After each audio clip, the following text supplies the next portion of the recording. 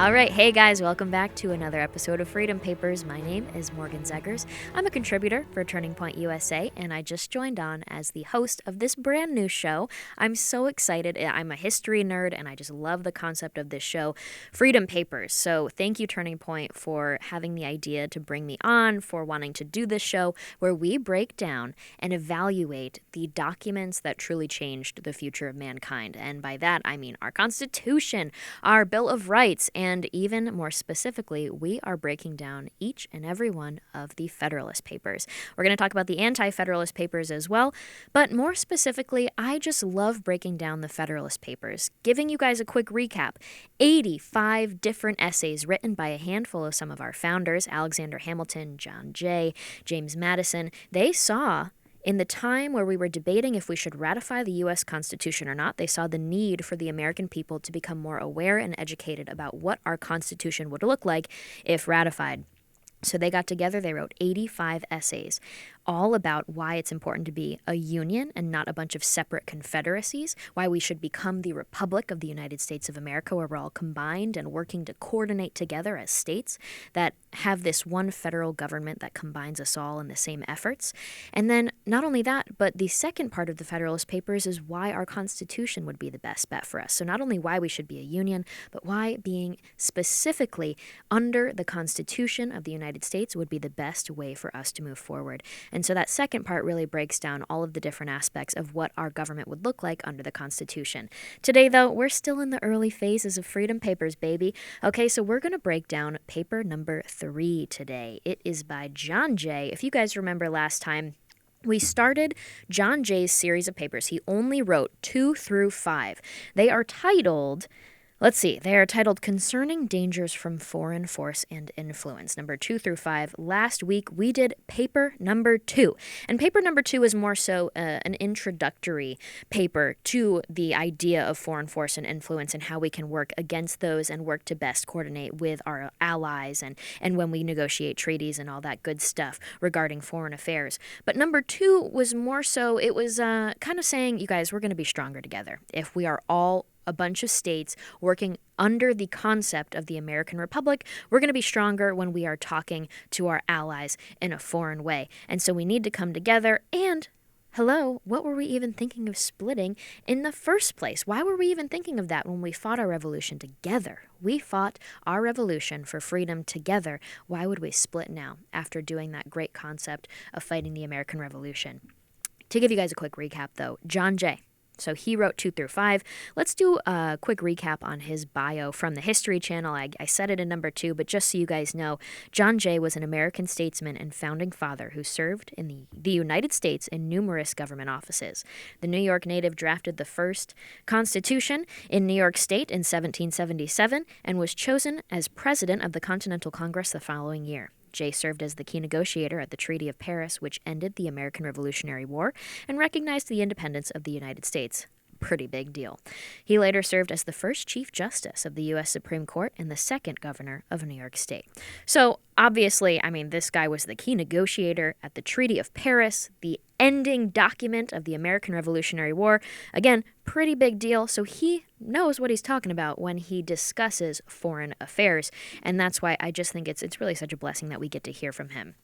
Now, getting into it, though, you guys, I made an Instagram page for Freedom Papers because I just want us to all, as a community that is interested in bettering ourselves, we all want to become more aware of our founding documents, of the Federalist Papers, of the structure of our government, as our country faces this American cultural revolution, and then also as we face this tyrannical regime that's in power right now, the Joe Biden administration, and all of this chaos that's going on, we need to look to the rooted concepts of the founding of our country that made us so great in the first place. Because we're getting away from those principles, it's time to reinvigorate them and bring them back. The only way we can do that is if we look to the founding documents and founding papers that really established America as it was in first 1776 and then 1787 when we ratified the U.S. Constitution. So, Freedom Papers Podcast. If you want to start staying tuned, follow us on Instagram. Everybody better have gotten their copy of the Federalist Papers by now. My favorite version is by Charles Kessler. So he wrote a really cool introduction. You can get it on Amazon for like $7, okay? $7 is what separates you between the key documents that change the future of mankind. No big deal. I mean, I would just suggest you parting with $7 in exchange for getting this really important piece of history. So go do that online right now. When you get it, post a picture of you with your new book and tag me, tag Freedom Papers Podcast on Instagram, and do hashtag Freedom Papers so we can all stay together, because I just really want to build a community of all of us, you, me, and all the peeps out there that are working to fight back for the future of our country, starting one with the education of the basics. So thank you for doing this. Thanks for tuning in, and let's get started, okay? So, discussion points on paper number 3. So the title of paper number 3 is, quote, the same subject continued, because like I said, papers 2 through 5 are all by John Jay, and basically they're all titled Concerning Dangers from Foreign Influence and Force, or Foreign Force and Influence. Paper number 3 is specifically about why it's more strategic, safer, and secure for us to be working in foreign affairs as one united republic of the United States of America versus states or small confederacies trying to negotiate, trying to align with different countries and friends, and trying to protect each other and ourselves from scary forces out there. Because, guys, war is kind of frequent in human history. And so we're going to break all that down. But here's the discussion points. Okay, so first of all, Publius, John Jay, in this one, Publius addresses the fact that safety is crucial in a free society. And honestly, you guys, Americans take that very basic concept for granted right now. We're going to get all into it because it's a very important concept that we need to re-embrace. And honestly, it really makes me mad how privileged and conceited we all are in this concept that, life just comes with safety and security.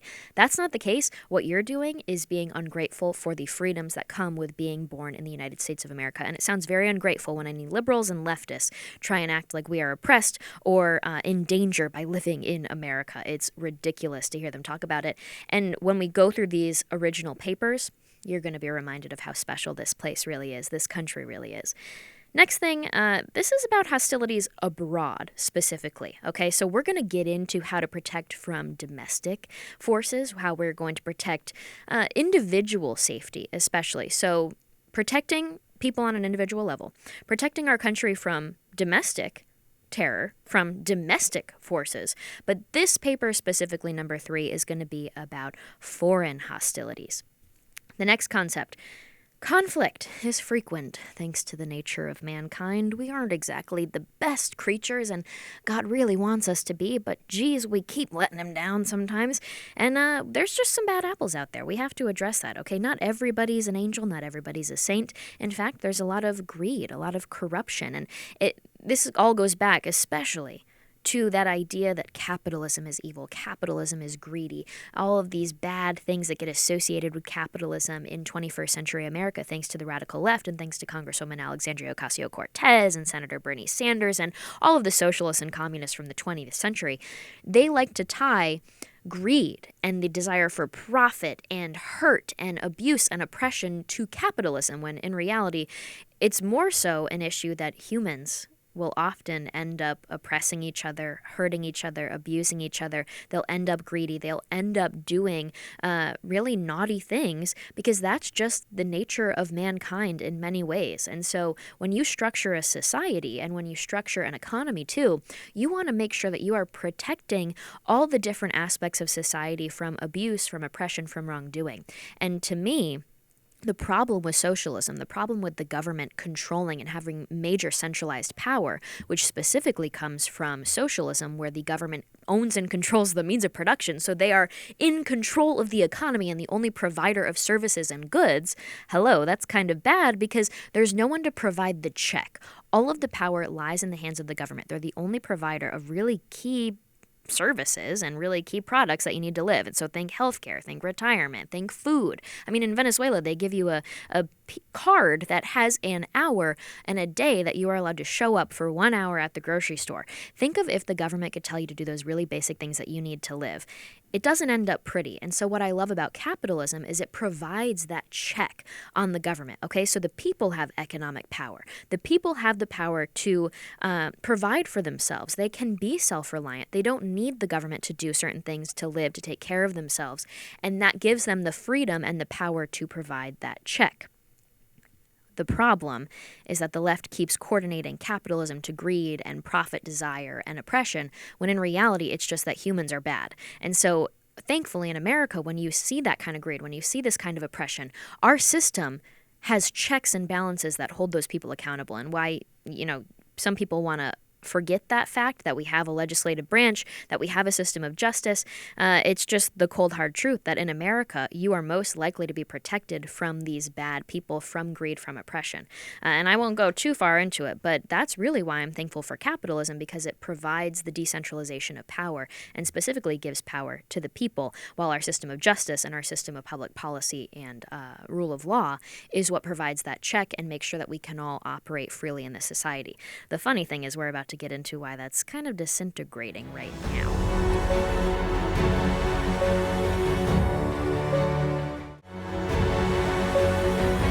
Okay, so I went on a little tangent there, but the discussion point is that knowing that humans can be pretty corrupt sometimes, and knowing that conflict is frequent, thanks to just the nature of mankind, is it safer and smarter for us to be fighting against those things as a unified America, especially when it comes to handling foreign affairs where people start wars for some pretty frivolous things?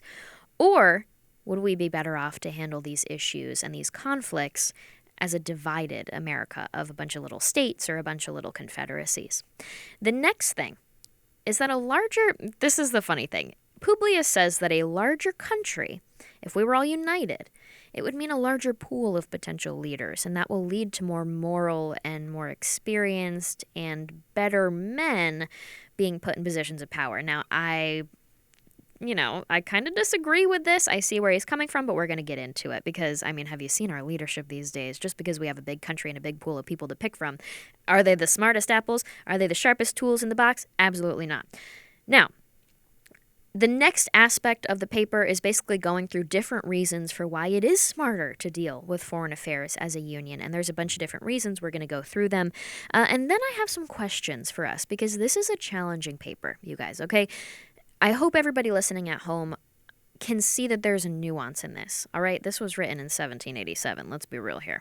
But there's questions for us to ponder, knowing what he's saying back then, seeing what America achieved and where we failed as well, because nobody's perfect, no country's perfect. I think America's the greatest country out there. But we also had our blunders, let's be honest. So seeing what we were able to achieve, we are truly the leader of the free world. Our president is known as the leader of the free world, and then we are the free world. We are the beacon of hope for everybody, for the Western world especially. We need to ponder what was good and what was bad about this decision that we did to choose the Republic of America. So, getting into this, though, let's jump right into discussion point number 1. Safety is crucial in a free society. Actually, you know what, you guys? I have a little thing. I just have a quote made me giggle. Let's get started. The first sentence of paper number 3 is what really just made me go, that's quite a naive little statement. So it says, "It is not a new observation that the people of any country, if, like the Americans, intelligent and well-informed, seldom adopt and steadily preserve for many years an erroneous opinion respecting their interests." Now, that's one sentence, but what got me laughing was the idea that if, like the Americans, intelligent and well-informed, and it reminded me of what Charles Kessler, who wrote the introduction to my favorite version of the Federalist Papers, had said when he was explaining that the founders wrote our Federalist Papers and wrote the Constitution to be a document that is worthy of rational and enduring consent from an enlightened public. And when we look at the problems that we're facing in America right now, we wonder, how could our politicians behave this way? How can our people terrorize the streets like Black Lives Matter and Antifa? How can they burn down the buildings of small business owners? How can they beat people up and jump on cars? How can all of this be happening in the United States of America, where we have now authoritarianism with vaccination mandates and everything that's going wrong? How can we do this? What happened to our country? I would argue that it's because we're no longer an enlightened public. Our public school system completely failed our children for multiple generations at this point. And honestly, I think we let it happen because we had this dangerous complacency of thinking that the government would handle the education of our kids. We as parents, we as family members, we as mentors did not think to take the reins on it and did not think to protect our children. And so they got indoctrinated, and now we are multiple generations into this indoctrination, and we are no longer an enlightened public. Not only that, but the dangerous complacency is the fact that we just kind of send our kids off to public school every morning on the bus. We put them in soccer practice every Saturday. We go to maybe a barbecue or two every Sunday. And what do you know? Life just goes on, and we assume that it's going to always be this way. But unfortunately, that really isn't the case. And this dangerous complacency has led to us being in this position in America. So I was reminded of that when I was reading the first sentence of number 3, where, Jay, who wrote this, is calling Americans intelligent and well-informed, and I just don't think that's the case anymore. And so can we look at these papers, can we look at our government in that same perspective now, knowing that we are not an enlightened public that can't rationally and enduringly consent to these concepts? The first step, and I talked to Charlie Kirk about this yesterday, is first of all, building awareness, and this is what this podcast is intended to do. And so is everybody going to take the effort and time, 1 hour a week, it's all it takes, you guys, 1 hour a week to better themselves and better their understanding? I know you guys are, but how can we spread that message? How can we get more people excited about this kind of stuff? So that was just my little rant. But let's get back to the first discussion point. Safety is crucial in a free society. You don't say. It's something that we take for granted. Let's see what Publius says. He says, among the many objects to which a wise and free people find it necessary to direct their attention, that of providing for their safety seems to be the first. The safety of the people doubtless has relation to a great variety of circumstances and considerations, and consequently affords great latitude to those who wish to define it precisely and comprehensively. Now, here's my little bone that I have to pick. As citizens, as taxpayers who pay a lot of money, oh my gosh, I gotta say, I love a good business expense, you guys, because I hate taxes. As Americans and as citizens, as taxpayers, we in our country agree and sign this invisible agreement, right? We sign this invisible contract with the U.S. government to say we will pay taxes, we will abide by the law in exchange for you protecting my rights, protecting my freedoms, and providing me the services that I'm paying for with my taxpayer dollars. That's what we're supposed to be doing, right? And so you would think that that's what's happening. And that brings me to kind of what I was talking about earlier with that negative assumption of what capitalism is, when in reality, you can't say that greed is capitalism or capitalism is greed. It's just mankind can be greedy. And I think capitalism actually provides the system with the best checks instead of socialism, where there's no check on the greedy people that are in the government. But there's a really great quote that kind of talks about this exchange, this give and take. And so we have this in America, and it's by Glenn Hubbard from Columbia University. He's from the business school.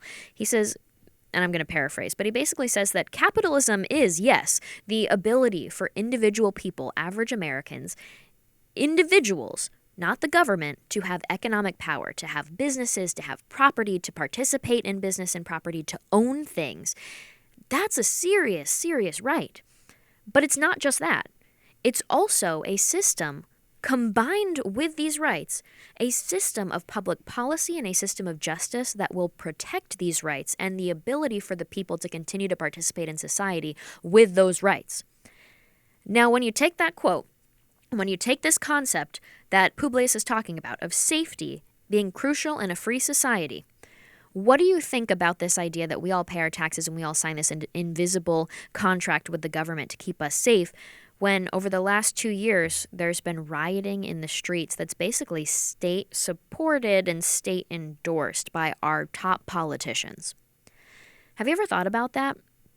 It really makes me mad. State-sponsored rioting. Does anybody remember the 911 call from about June 2020 with the mother that had a child or children in the backseat of her car, and she calls 911 and she says, I'm at an intersection, and Black Lives Matter and Antifa are stopping the cars at the intersection. They are protesting, and I'm scared. The 911 operator says, ma'am, I'm sorry, but this is a city-sanctioned protest. I can't do anything for you. And the woman goes, I'm scared. The call gets more heated. The woman goes, I have kids in the car. The woman then says, they are on my car.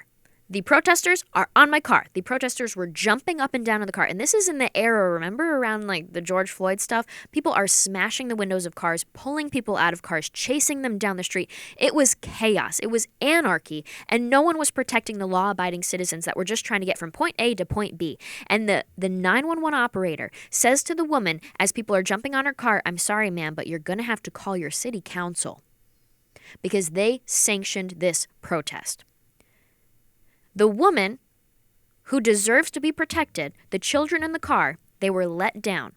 They signed that invisible contract with our government, and they were let down.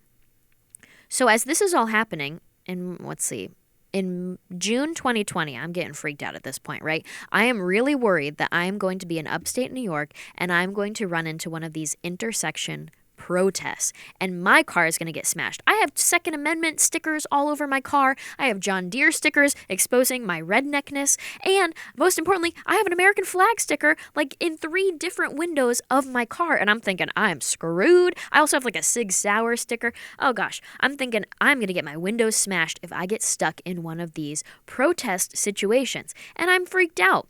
And so I'm just scared to go out into public at this point, and so many women were. But here's the frustrating part.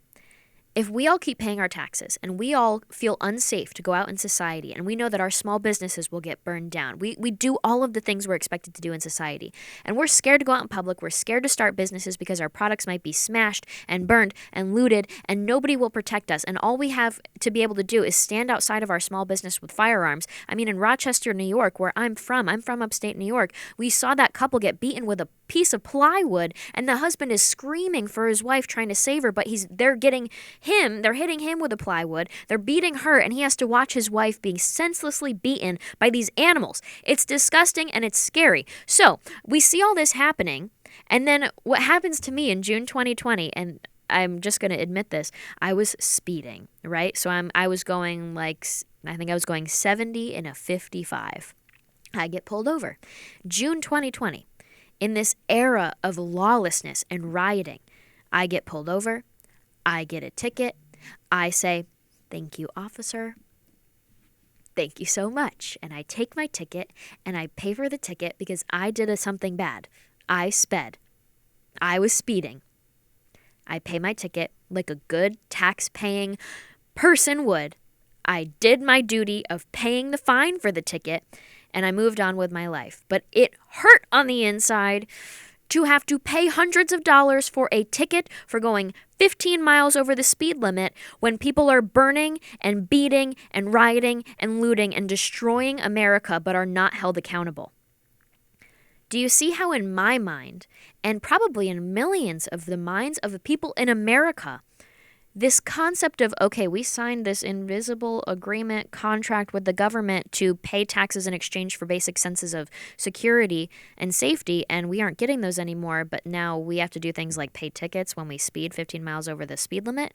Do you see how that's kind of fracturing in our heads, and the rule of law, the respect for law, the respect for the foundations of our country are disintegrating in the minds of people like me who are usually so patriotic and so respectful of everything that's going on? I mean, for me to be losing faith in the system says a lot, because I love this country and I love our law enforcement and I love everything that our country is really made for. So for me to be losing faith really says a lot, and I feel like many people can relate to that. So in the era of state-sponsored riots, is this invisible contract that we've been signing for years of our life, for decades, the tens of thousands of dollars that we've all given to the government, is our contract being broken? And when do we start standing up and defending ourselves? Now, here's the other aspect of it, though. This sense of security that we've been used to for so long has been being taken for granted by people in America that have never experienced what it's like to live in an unsafe country. And I was talking to Charlie about this yesterday on TPUSA Live, and he brought up a really good point of, the left assumes that the Latino community, that the people that are coming across our southern border legally to be in America, to become American citizens, to work hard, a lot of the people on the left assume that these immigrants are going to align with them and support liberals, support leftists, when in reality they're actually a lot more conservative. And that's for multiple reasons. It's not just because they're more family-oriented. It's not just because they're more religious. It's not just because they believe in those concepts of hard work and they came here legally. It's also because they're coming from countries where usually the police there are paid off. All right, so the police there are not exactly there to protect the average tax-paying citizens. And so they feel this constant sense of insecurity, and they don't feel safe. And so they come to America because they want to feel safe with community policing. They want to see that local law enforcement be strong. They don't want to defund the police. And it really puts into perspective how much we take for granted in America as our American citizens are trying to advocate for defunding the police across the country, when immigrants are coming here because we are safe and because we have a strong and trustworthy and respectful police force. Speaking of which, an interesting story of like the safety of individuals that we also take for granted. I've interviewed a lot of people that are from socialist and communist countries, and one of the girls I interviewed is named Carla from Venezuela, and she was telling the story of like in Venezuela you cannot walk outside with a phone because your phone will immediately be taken by a guy with a gun pointing at your head. And so they will immediately come up and take it because it's that valuable to see that piece of an electronic in Venezuela, in a country that's just deteriorated because of socialism. And so she got to America, and one of the first things she did is get picked up by her uncle. And she's in the car with her uncle, and she accepts a phone call, and she goes down under it, like the seat in her car in the passenger side, just to take a phone call. And her uncle's looking at her like, what are you doing down there? And she was like, oh, I don't want anyone to see me on my phone. And because there, they have to hide if they want to answer a phone in public because they know that it will be robbed.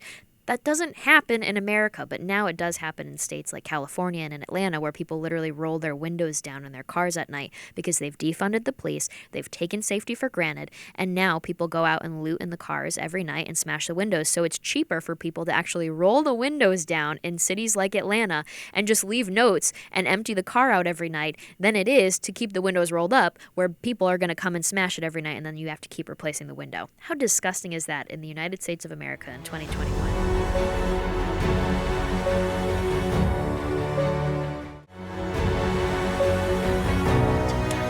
Next topic. So we've addressed that, right? We're talking about safety. We're talking about these concepts.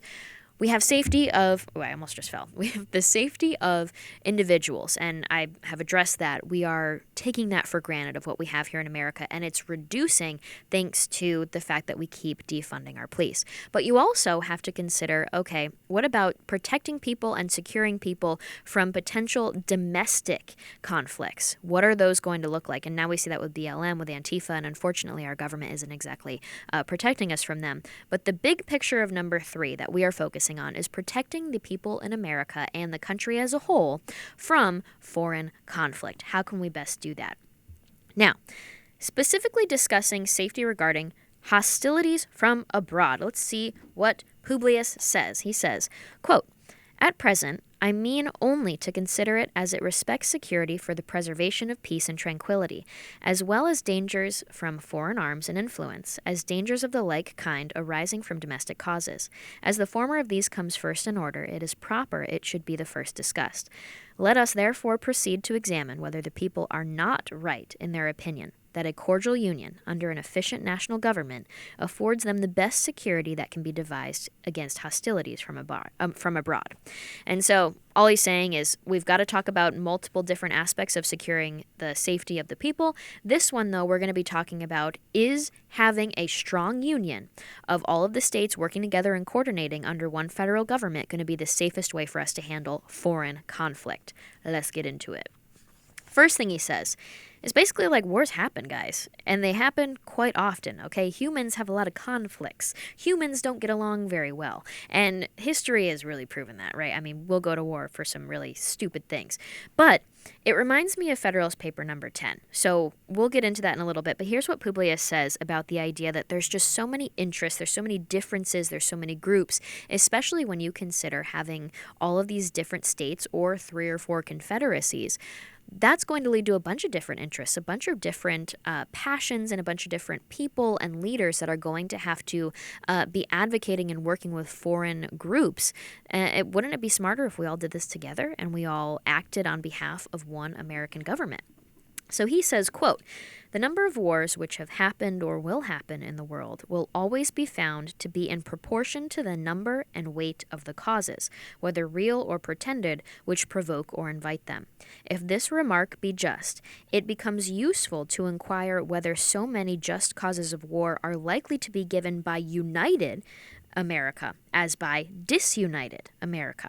For if it should turn out that united America will probably give the fewest, then it will follow that in this respect the Union tends to most preserve the people in a state of peace with other nations. I think that's really interesting. Now, I'll touch on that in a second, but this reminds me of what we discussed in episode number 2 on paper number 10. Paper number 10 is all about factions and how you can get factions to coordinate instead of oppressing each other because there's rising animosity. Paper number 10, episode number 2, we're going to see what paper number 10 says right now. Quote, "A zeal for different opinions concerning religion, concerning government, and many other points, as well as speculation as a practice, an attachment to different leaders ambitiously contending for preeminence and power, or to persons of other descriptions whose fortunes have been interesting to human passions, have in turn divided mankind into parties, inflamed them with mutual animosity, and rendered them much more disposed to vex and oppress each other than to cooperate for their common good. So strong is this propensity of mankind to fall into mutual animosities that where no substantial occasion presents itself, the most frivolous and fanciful distinctions have been sufficient to kindle their unfriendly passions and excite their most violent conflicts." Now, paper number 10 is discussing this more so in the sense of if we're all a bunch of different confederacies and we are not one union, then we're going to end up fighting as like state versus state, confederacy versus confederacy, and that's not going to be healthy for us. But if we had one federal government, we would all be more encouraged to coordinate and cooperate and work together for one vision of what America can be, and we'll be able to solve disputes between states more easily. But if we take that quote and we look at it more so from a perspective of if all of us and all of our tiny different leaders of our tiny different confederacies, if we chose not to go under the concept of a union, if we're all trying to deal with other countries and negotiate with them and do trade with them and have alliances with them, then we're going to have all these different leaders trying to work together. And guess what? A lot of us probably aren't going to get along. And there's going to be animosity. There's going to be conflict. And what they're saying is, guys, whenever there's conflict, people end up fighting over really fanciful and really frivolous reasons. So how can we encourage cooperation? And so going back to what we're discussing in paper number 3, what he's saying is we might be able to limit the number of conflicts because if we limit the number of people that are dealing with our foreign affairs and we have more so representatives of the United States of America instead of one from every frickin' state, and we work as a united America instead of a disunited America, we can probably give the fewest conflicts possible, and that could lead to more safety and security for Americans because we are limiting the number of potential conflicts. And so that's what this is here. If we work together, if we all advocate as one united nation when dealing with foreign affairs, we can limit the number of potential conflicts and more so increase the potential for peace and safety and security for American citizens. And I like that idea. What do you guys think? I like that idea. Now, carrying this concept in, though, I think it's really interesting because when we look at what we've been able to achieve because now we're 50 states, but because we started out as this small but strong, mighty republic of 13 states, now we are this great, great country that achieved so much. And I don't know if we would have been able to achieve what we have been able to achieve over the last 250 years if we weren't one strong, united republic. And that especially goes in for talking about foreign affairs. Moving on, though. So here's the thing. Publius is kind of like, you guys, we've already been working with countries and we already have alliances, so not only would it be a little bad for us to start walking back those, but it would also potentially lead to some problems. So he says, quote, "The just causes of war, for the most part, arise either from violations of treaties or from direct violence. America has already formed treaties with no less than 6 foreign nations, and all of them, except Prussia, are maritime, and therefore able to annoy and injure us. She also has extensive commerce with Portugal, Spain, and Britain, and, with respect to the two latter, has in addition the circumstance of neighborhood to attend to." And that's the thing. It's kind of smart for him to say this because he's basically saying, you guys, if we start splitting up, then what are we going to do about the fact that we might upset our new allies that we just made in the last 10 years? This is not going to look good on our part, and it could potentially lead to conflicts via violations of these treaties that we just had. Because it's not exactly like we're all going to get in direct violence with them, but he says a lot of the causes of war throughout human history have been through violations of treaties, and so we're really weakening ourselves if we decide to split and then potentially violate treaties with these countries, because states are going to have different passions and different interests if we are all disunited. Interesting. Not only that, though, but he's also kind of saying, like, look at what we were able to achieve. You know, we've already together gotten alliances with 6 different countries. How exciting is that? And so we're doing it. We're doing it, you guys. It's a little hopeful. Next thing, though, what he's saying is if we are stronger together, then we're going to be able to achieve more together. Let's see what he says. Quote, "It is of high importance to the peace of America that she observe the laws of nations toward all of these powers, and to me it appears evident that this will be more perfectly and punctually done by one national government than it could be either by 13 separate states or by 3 or 4 distinct confederacies. For this opinion, various reasons may be assigned." And that's pretty much his intro into the next section that we're going to discuss, which is pretty much all the different reasons for why one union is going to be safer and more secure and more peaceful for all Americans.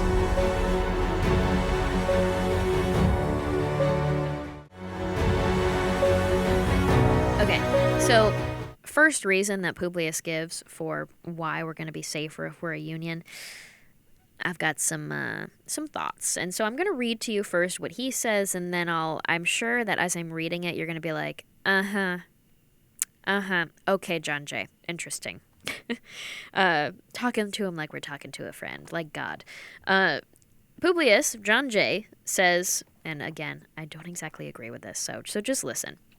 Quote, "When once an efficient national government is established, the best men in the country will not only consent to serve, but also will generally be appointed to manage it.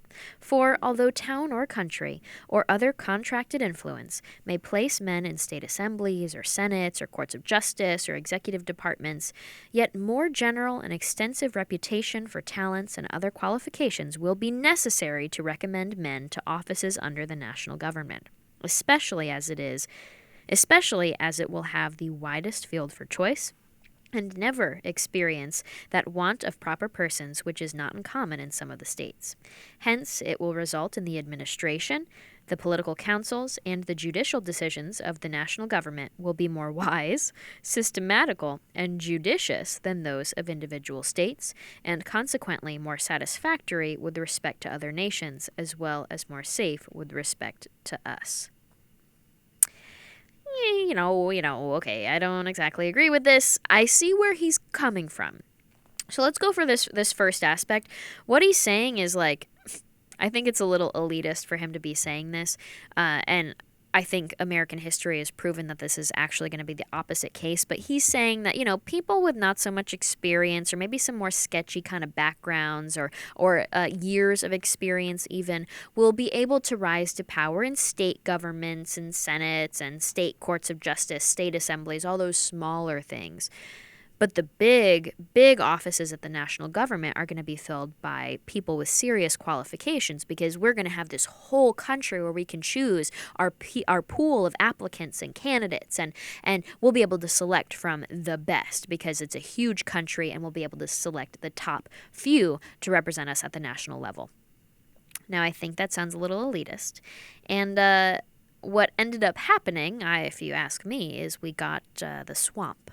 And is the swamp the top pool of people that should be representing us? I would argue no, and I think most conservatives these days would tell you that the people that go to D.C. to govern us are not as good and not as capable of representing us and making decisions for us at the state and local level as our state, local, and community level leaders are.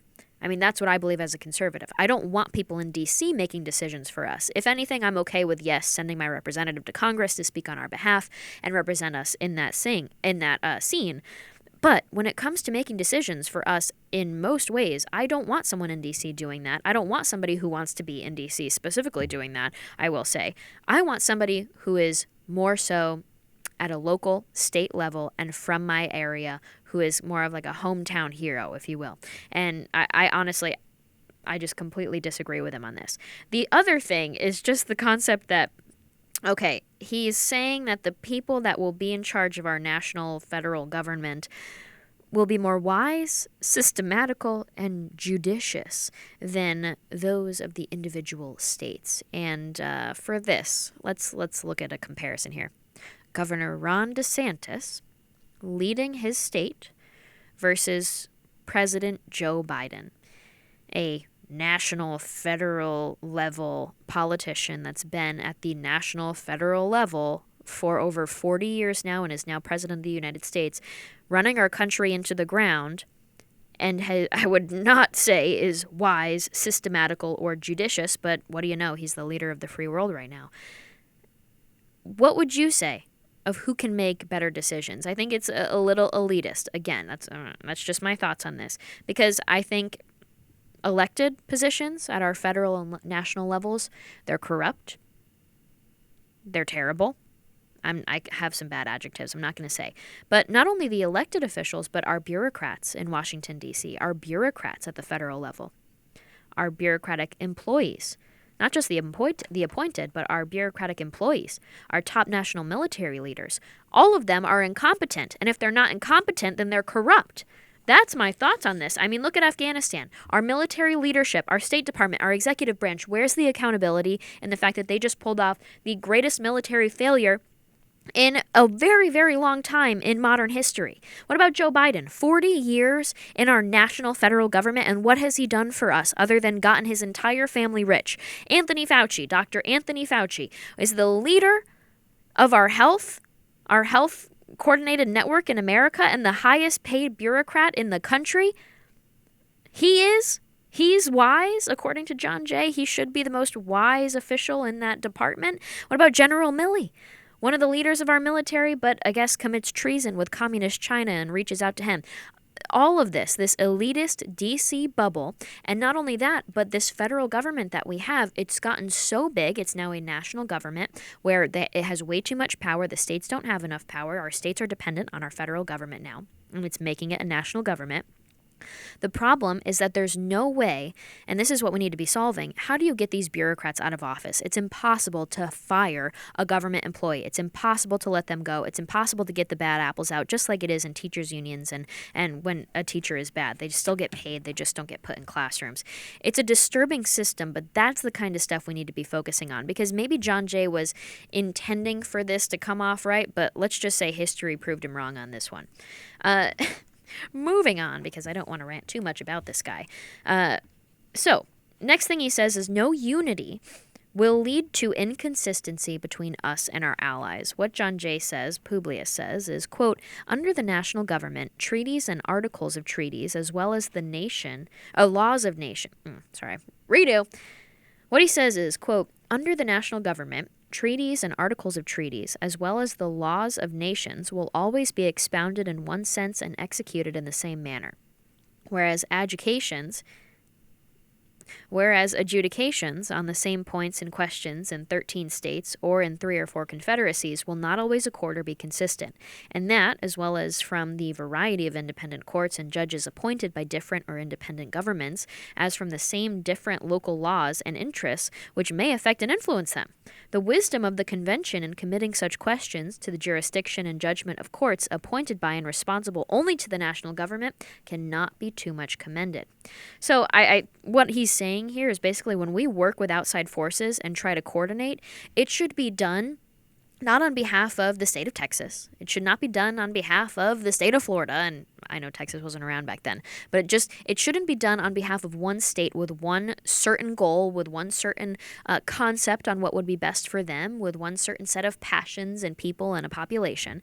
It should instead be done via the American ideal, the American principles of us together as a nation. And if we all coordinated with our allies, with foreign people in this way, then we will have more coordination, more organization, and more stability as a country. And not only that, but our allies will respect us more and will be more willing to work with us because we will have more coordination and stability, and we will be more trustworthy in that process, instead of being like, wait, one state is working with us, one state's pissed off at us, and one's going to backstab us, and one's going to fall back on it. Who's holding them all accountable?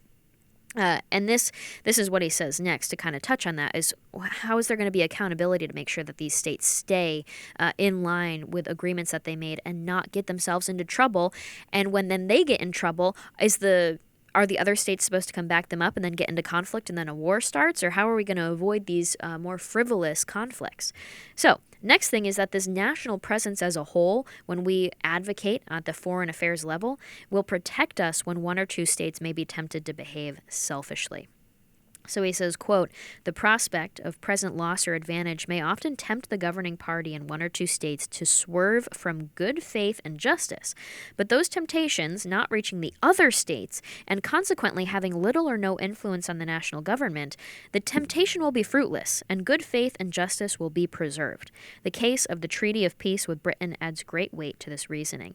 And so what he's saying is that this concept of, okay, if one or two states feel tempted to maybe break a treaty or to behave poorly in a way that might wrong or upset a country, a potential ally, then our nation together will be able to say, we're going to provide a check right now. You don't get to behave selfishly and impact negatively all of the country as a whole. So they're going to provide that check.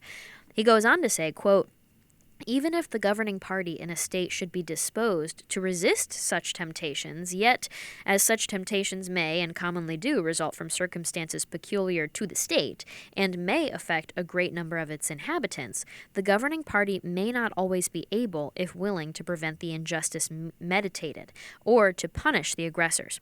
But the national government, not being affected by those smaller local circumstances, will neither be induced to commit the wrong themselves, nor want the power or inclination to prevent or punish its commissions by any others."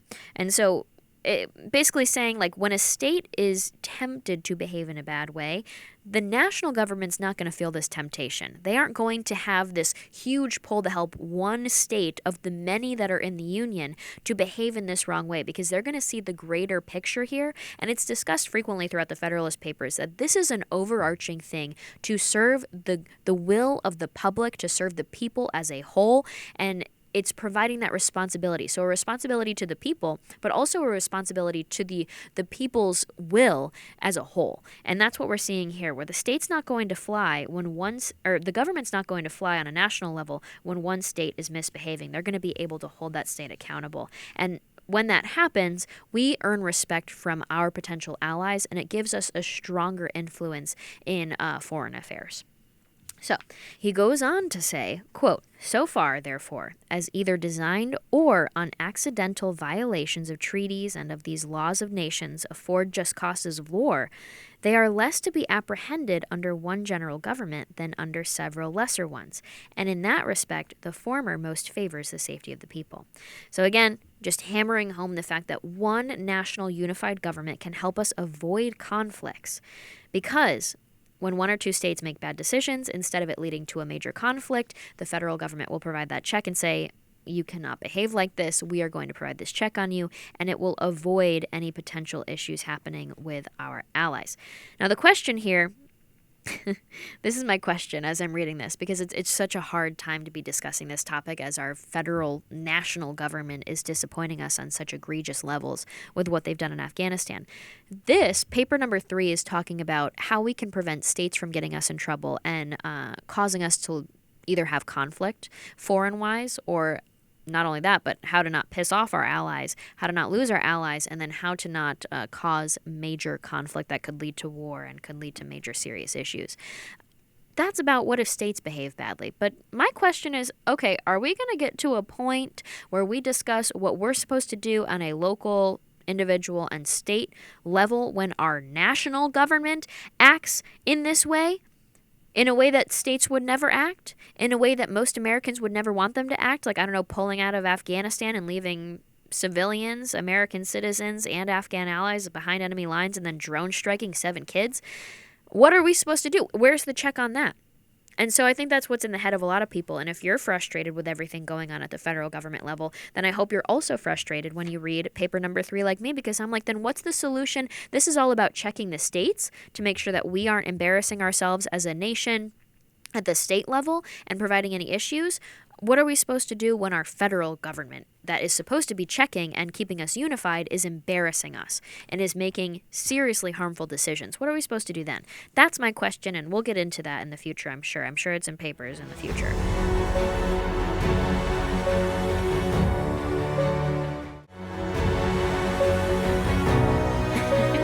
So this is another quote about this kind of concept of like states being more likely to go into conflict than one major government. Publius says, quote, "As to those just causes of war which proceed from direct or unlawful violence, it appears equally clear to me that one good national government affords vastly more security against dangers of that sort than can be derived from any other quarter. Such violences are far more frequently occasioned by the compassions and interests of a part than of the whole, of one or two states than of the Union." And this is so interesting. I love little historic tidbits, and he brings up he calls them the Indian Wars, but basically the Native American Wars. He says, "Not a single Indian war has yet been produced by aggressions of the present federal government, feeble as it is, but there are several instances of Indian hostilities having been provoked by the improper conduct of individual states, who, either unable or unwilling to restrain or punish offenses, have given occasion to the slaughter of many innocent inhabitants." So I love this. I think it's really interesting.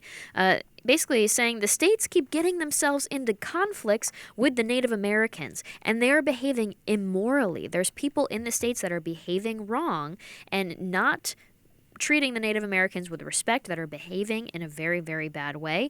And the states, first of all, don't have the power and the structure to hold these bad guys accountable that are inside of their states. But not only that, when these guys act out and when they behave badly, it puts the entire state into conflict, and then the state is then in like a mini war with the Native Americans. And if we were a greater union, first of all, our current system of government has not gotten in any issues with the Native Americans yet. And so that's just one example of how we're doing a good job of it. But if we were established, we would be able to provide checks and provide that check specifically on the bad actors in the individual states. And if any states get themselves into trouble with the Native Americans as well, we'll be able to stop them and say, "What are you doing? This is not worth it." The other example that he gives, again, I love these little tidbits. He says, "The neighborhood of Spanish and British territories, bordering on some states and not on others, naturally confines the causes of quarrel more immediately to the borderers. The bordering states, if any, will be those who, under the impulse of sudden irritation and a quick sense of apparent interest and injury, will be most likely, by direct violence, to excite war with those nations. And nothing can so effectively obviate that danger as a national government, whose wisdom and prudence will not be diminished by the passions which actuate the parties immediately interested." So what he's saying there is there are some states that border our neighbors. There are some states that do not. The states that do not don't really care about the neighbors. But the states that are on the border with those neighbors could get us in a lot of trouble, and that could lead to big problems that impact all of us. And so the smartest way for us to go about this is for us to be dealing with this together and as a union. I would say what's interesting, I'm from upstate New York, and so I went from upstate New York to Texas. And so in upstate New York, it's all about the trade with Canada, right? Everybody wants to go to Canada. There's Niagara Falls, so you can go across the border. But trade with Canada is a huge deal. Do people in Texas care about trade with Canada? Absolutely freaking not. But then I moved from upstate New York to Texas, where we have the border crisis. Do people in upstate New York care about the situation in Texas? Actually, they actually do, because there's a lot of illegal immigration. The illegal immigrants go up to upstate New York and work on the farms. That's a whole thing. But the bottom line is, like, when it comes to safety at the border, are upstate New Yorkers really concerned with safety at the border? In Texas, absolutely not. But in Texas, you have a bunch of suburban moms, like what I was doing. I don't have kids, but I would go to like workout classes with suburban moms every morning, like bar class, Pilates class, and everybody's strapped. Everybody's concealed carrying, because everybody there in San Antonio is worried that they could potentially run into illegal immigrants that are literally like stopping people's cars on highways. And it's a very dangerous thing. And so if we just had Texans dealing with the border crisis and not the federal government, even though President Biden is completely failing the border crisis right now. When we had President Trump, he was doing a great job. when we have the federal government that can come in and help us and provide border patrol, border security, we're in a better place than just leaving Texans there to defend themselves. And again, here's the frustrating part. Texans are pretty much there left to defend themselves because our federal government has abandoned them thanks to President Biden's administration. And so that really gets into a sticky little situation here, but that's why I love the Federalist system, because Texas can rise up. I mean, we've got Governor Greg Abbott fighting back now and providing that check on the federal government as they're failing. But it's the same thing with, as Florida. Florida deals with a lot of Cuban immigrants. There's, the really great community of people that have fled communism. It's not the same as what other border states go through. It's unique. And so when every state has its own little problems, it's easier to have everybody under the umbrella of the federal government, where we can have that kind of coordination and support from states instead of dealing with it on our own and potentially getting into conflict. I mean, imagine Cuba and Florida going to war with each other. Yikes. That'd be interesting. One of the last things he says, but not only fewer just causes of war will be given by the national government, but it will also be more in their power to accommodate and settle them amicably. They will also be more temperate and cool, and that in respect, as well as in others, will be more in capacity to act with circumspection than the offending state. The pride of states, as well as of men, naturally disposes them to justify all their actions, and opposes their acknowledging, correcting, or repairing their errors and offenses. The national government, in such cases, will not be affected by this pride, but will proceed with moderation and candor to consider and decide on the means most proper to extricate them on the difficulties which threaten them. Besides, it is well known that acknowledgments, explanations, and compensations are often accepted as satisfactory from a strong united nation, which would be rejected as unsatisfactory if offered by a state or confederacy of little consideration or power. So a couple things here. First of all, people are prideful, and that leads to bad behavior. It leads to us not willing to apologize. It leads us to being, strong-headed, and we don't want to say sorry, and we don't want to back down. But if we had more people providing checks on us, just like if we consult with friends in moments of conflict in our personal lives, this is an opportunity for states that might be a little frustrated and a little heated in the moment to take a step back and get the advice from the experts at the federal government. And again, this is a little ideal, I would say, a little, naive to be looking at now and acting like that's exactly what happened with the rollout. But I appreciate that he has this take on pride. Speaking of the closing of the paper, though, it's exactly what I just said, where he talks about how if we are one strong nation, we're going to be able to have more respect. And what he ends with is he says, in the year 1685, the state of Genoa, I'm saying that wrong for sure, having offended France's King Louis XIV, endeavored to appease him. He demanded that they should send their chief magistrate, accompanied by 4 of their senators, to France to ask his pardon and receive his terms. They were obliged to submit to it for the sake of peace. Would he, on any occasion, either have demanded or have received the like humiliation from Spain or Britain or any other powerful nation? And then he signs it off as Publius. So I really love this. I love when they close off in a really strong way. He's closing off saying, do we want to be embarrassed the way this little country was when it was forced to go to France just to keep peace with this big, powerful nation? Or do we want to rise up and become a world superpower the way Spain, Britain, and France are? Because that was his vision for America, and we ended up becoming that.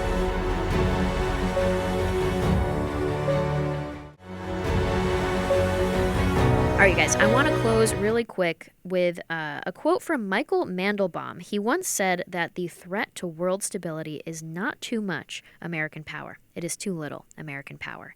And with that being said, I have some questions that I want to close off with. Do you think America would have been able to be this world superpower without forming a union and becoming strong at the table as a unified nation if we didn't form this republic? Do you think we would have been in this position where now we are the free world? The president of the United States is called the leader of the free world.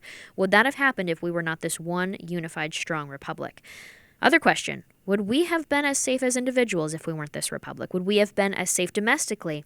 And specifically regarding number 3, do you think we would have been as safe from foreign influence if we were not this strong republic? And I know as disappointing as our leaders have been on the world stage over the last few months, especially in Afghanistan, and as the Joe Biden administration forces us down this road of authoritarianism, we're going to have to fight back. But I want you guys to think about this, reflect on the fact that did we have positive change overall as a republic? Even though we're in this trying time, I think we have had massive positive change as a republic because of our strong foreign presence. We have had our shortcomings, of course, and we should address those. But what have been our shortcomings? And what have been our successes as a nation? And when we reflect on them, when we understand them, when we work to avoid those shortcomings in the future and we work to better ourselves as a nation, I think we're going to come to the realization that the smart decision was for us to have unified. It was for us to have said yes to the questions asked in paper number 3 and have listened to John Jay. Even though I disagree with him on a few things, I think it's important to understand that this was a smart decision for us to become this one strong union of states that work together in coordination than it was for us to have fractured and went off and tried to deal with foreign influences on our own, because we would have been weak and we probably would have faced a lot of conflict, a lot of wars, and a lot of unnecessary hurt. Not only that, but we wouldn't have been able to achieve the massive successes that we were able to in the United States of America over the last 250 years. That being said, I'm going to close this up. I'll see you guys next week on Monday. If you haven't yet, I want you to go onto Apple Podcasts. I want you to go on YouTube, follow, subscribe Freedom Papers. Go to Instagram, Freedom Papers Podcast. Follow us. And when you get your copy of the Federalist Papers, I want you to post a video, post a picture. I actually saw someone post a little picture of their child, their baby, and they were holding the Freedom Papers, the Federalist Papers book, and they tagged me. So be sure to tag me, do the hashtag Freedom Papers, so that I can see that you are a part of this great community of Americans working to better themselves and better their understanding of our founding documents and the principles of our founding. Thank you guys, and thanks to Turning Point for giving me this platform. I really appreciate it, and I'll see you next week.